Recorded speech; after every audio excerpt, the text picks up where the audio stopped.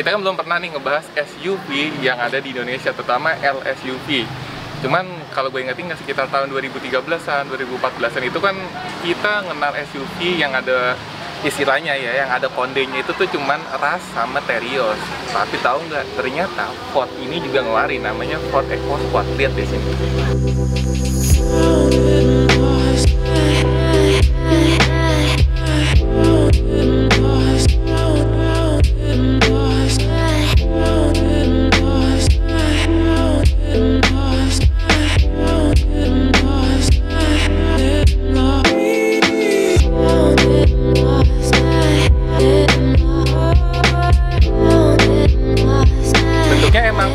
Banget masuknya ke kategori LSUV. Nah ini saingannya Terios Rush banget di zamannya, tapi orang itu jarang banget ngelirik. Karena apa? Karena dia itu penggerak roda depan, sedangkan Rush Terios itu penggerak roda belakang. Tapi di balik kekurangannya itu, mobil ini tuh punya banyak kelebihan yang bisa gue bilang itu tuh cukup modern ya. Kita bahas dari depan dulu yuk. Oke. Jadi ini memang sih dia masih multi reflektor, nggak kayak Rush atau Terios yang udah pakai proyektor, tapi memang masih halogen juga. Tapi dia juga udah punya halogen karena ini tipe titanium, yang dimana ini tipe yang paling tinggi di zamannya. Ini dia juga punya lampu senja yang bentuknya LED, tapi bukan DRL. Nanti gue coba hidupin ya. Paling gitu sih kalau dari depan. Paling apa ya? Di sini tuh juga ada kayak aksen-aksen khas mobil SUV yang warnanya plastik-plastik hitam gitu, yang lama-lama mungkin ya kayak begini bakalan agak pudar sih karena seiringnya waktu kan. Sini juga ada garnish-garnish chrome ya, standar mobil pada umumnya. Nah ini mesinnya oke. Kita buka dulu. Sebentar.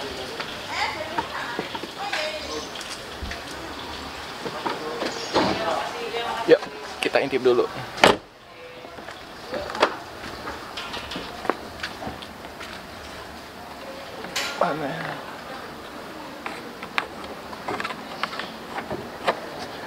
Oke. Nah, ini tuh mesinnya 1500 yang dimana sama persis sama yang dipakai Ford Fiesta. Tenaganya menghasilkan 108 PS atau dikonversi ke horsepower itu sekitar 104 atau 105 dengan torsi 138 Newton. Di sini ada klaksonnya. Ada ini buat minyak rem, ada ini apa ya? Air radiator apa air itu kurang tahu. Nah ini 4 silinder standar, akinya di sini pakai Amaron, bawaannya juga memang Amaron. Ya sudah ada rem ABS, gitu-gitu sih udah standar pada umumnya di zamannya. Oke, kita dari sisi kiri aja ya. Nah, yuk kita lihat dari sisi kiri. Nah ini yang paling kelihatan beda sih sebenarnya, karena ini tuh sebenarnya cuman 5 seater, dimana kalau Terios Rush itu kan ada 7 seater ya. Nah ini yang gue bilang kenapa mobil ini canggih, dia itu udah keyless tuh. Di zamannya Rush Terios itu belum punya fitur seperti ini. Yuk kita lihat lagi ke samping. Nah ini dia punya yang namanya sensor parkir di belakang itu ada 4 titik, 1, 2, 3, 4 di sana. Jadi 2 kiri, 2 kanan. Nah ini bentuk stop lampnya seperti ini. Nah ini reflektor mata kucingnya kayak gini. Tapi yang lagi-lagi yang jadi unik poinnya ada di sini. Ini itu rear fog lamp hidup. Jadi kalau hujan ini berfungsi banget. Jadi nggak perlu yang namanya ngehidupin hazard, itu nggak usah gitu. Nah poin kedua yang unik menurut gue adalah ini. Biasanya kalau mobil dengan konde itu bukanya kan sebelah kiri. Ini bukanya sebelah kanan. Lihat ya, kunci tadi sebelum. Nah, nggak perlu ditarik kayak kebanyakan mobil pada umumnya, ini cuma ditekan, tuh udah kebuka. Jadi kayak buat gitu. Ini ada tray-nya, jadi barang-barang juga nggak kelihatan. Begitu. Bagasinya ya cukup lah, kurang lebih kayak mungkin bangsa-bangsa hatchback Yaris gitu, mungkin sama sih seperti ini. Tuh, udah kita tutup. Belakang juga udah ada wiper sama rear defogger gitu. Yuk kita lihat dalamnya. Tadi kan udah sempat dibuka, kita kunci cukup dengan gini aja. Gampang kan? Buka lagi. Nah, yuk kita lihat. Nih, lihat deh. Nah, memang dashboard ini tuh bisa dibilang sama kayak Ford Fiesta, tapi bedanya kalau Ford Fiesta, kalau gue nggak salah ya, dia itu kombinasinya warnanya black gloss, kalau ini lebih ke silver keabu-abuan. Tuh. Dalamnya sama, jadi ini tipe titanium, tipe paling tinggi, tapi ini manual. Jadi seperti itu. Ini ada pengaturan headlampnya seperti ini, modelnya ala-ala Eropa ya, puter-puter. Tuh. Ini buat fog lamp depan, fog lamp belakang, lengkap. Ini juga ada pengaturan wiper. Nah, ini juga sena sebelah kiri, khas mobil Eropa pada umumnya. Ini semuanya di sini. Jadi wiper di sini, sena sebelah kiri, kebalik kayak mobil Jepang. Nah, terus pengaturan AC-nya sudah full digital, ada di bawah. Nanti gue kasih gambarnya. Ini juga head unitnya udah bisa Bluetooth, bisa synchronize ke HP. Ini cukup keren, lagi-lagi cukup keren di zamannya. Nah, ini ada MID-nya. Kayaknya better gue naik dulu ya. Nih, starternya seperti ini, lihat deh, keren nih. Nah, tuh, lihat sini, speedometer ya. Tampilannya seperti ini. Nah, seperti ini. Jadi ini mobil tangan pertama, odometernya itu bisa dibilang masih sangat amat sedikit, baru 48.000, dan ini ada MID-nya. Di sini dia kayak cek engine dulu ya sebelum mulai. Ini ada tampilan jam, tanggal biasa. Tadi ini tampilan AC digitalnya. Jadi ini enak banget sih. Mantap. Lagi-lagi hal yang unik menurut gua adalah, jadi spion dalamnya itu udah auto dimming. Jadi kalau di mobil belakang tiba-tiba bikin silau, dia otomatis ngegelap. Gitu. Sini juga ada kaca, sama kayak kompetitornya mungkin ya, sama kayak Ras. Ini ada lampunya, sama kayak Ras juga ada.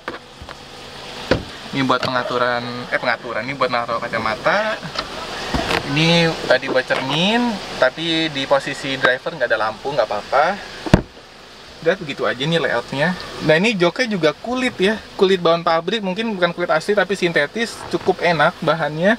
Sampai ke sandaran tangan juga ini udah dilapisin kulit. Ini tweeter, speaker, ini juga ada tweeter, speaker gitu. Ini tadi pengaturan lampu, start stop engine-nya di sini gitu. Ini steering wheel tombol, gedein, pelanin, next, sama previous buat angkat telepon sama nge-decline. Manual 5 speed dengan rear buat gigi mundur sebelah kanan bawah, standar kayak mobil Jepang pada umumnya gitu. Nah, tahu nggak yang bikin mobil ini jadi lebih fancy atau lebih unik itu karena apa? Karena dia itu punya sunroof. Lihat deh ya. Gitu. Lu bayangin, jadi di mana LSUV pada umumnya itu nggak punya sunroof, belum punya start stop engine, belum punya smart key, apalagi belum punya AC digital dengan auto climate. Ini punya gitu. Cuman karena ini memang bisa dibilang underrated, karena dengan brand Ford itu agak kurang familiar gitu ya sama orang Indonesia. Tapi mobil ini tuh keren gitu. Kita lihat bagian belakang.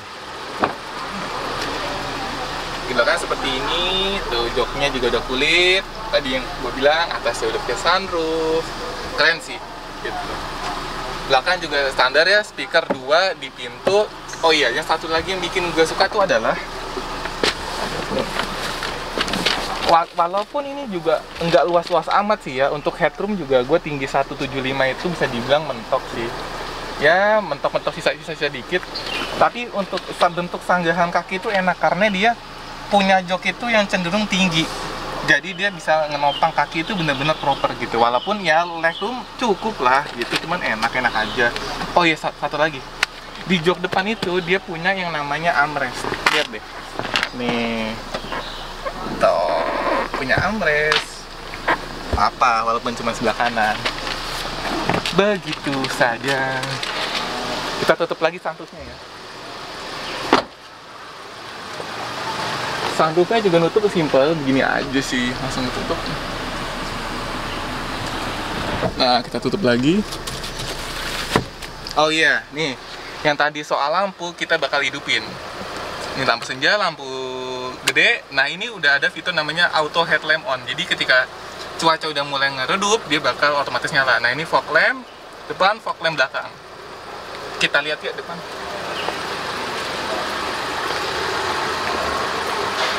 Nah, seperti ini. Ini headlampnya nyala. Ini kalau kalian agak ngedetail ngeliat itu sebenarnya lampu senjanya itu warna LED putih, gitu, kayak semacam LED bar. Ini fog lamp masih bolam standar. Oke, ini inget ya, ini lampu senja bukan DRL yang dimana kalau mesin hidup dia hidup tuh enggak. Gitu. Sebentar, kita lihat warna lampu oranye. Kelihatan nggak? Enggak ya? Berarti mati mungkin. Malam udah faktor usia. Nah, ini untuk red fog lamp seperti ini. Kita hidupin dulu. Tuh. Emang nih mobil tuh kayaknya Eropa banget gitu. Jadi ada rear fog lamp yang dimana ini tuh berguna banget kalau lagi cuaca di jalan tuh jelek ya. Lagi hujan atau lagi mungkin badai lah atau apa, nggak tahu. Jadi fungsinya ini untuk cuaca yang jelek. Jadi kalau di kita itu kan seringnya nyalain hazard gitu, sebenarnya sangat amat nggak dianjurkan ya, karena hazard itu kan bikin orang bingung ya gitu. Seperti itu saja. Kita matiin dulu.